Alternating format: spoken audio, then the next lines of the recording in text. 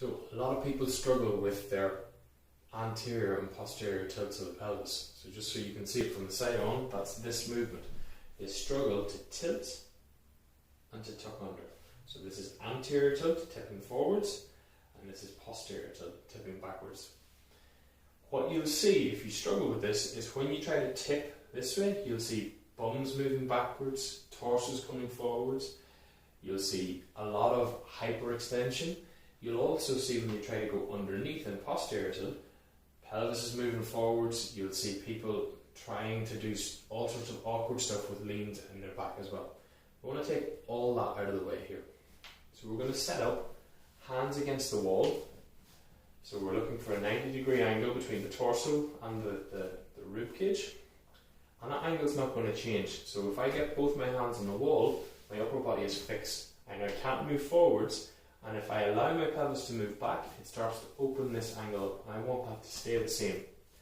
From here, we should have kind of used this constraint of the wall to stop movement happening up here and to only make it happen down here. I would like you to think about this pelvis as a bucket of water.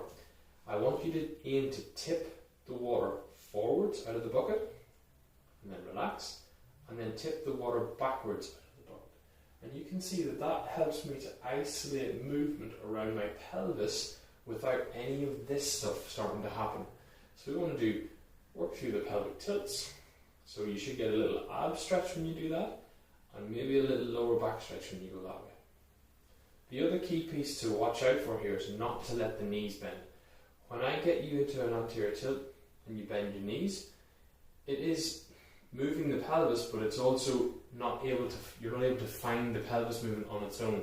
So that awareness of how to move is lost. When we go for posterior tilt, it's a small movement, but if you unlock your knees, you'll think you're actually moving your pelvis, whereas everything is just moving together. So we want to keep the knees fairly straight, arms fairly straight, tip and tuck.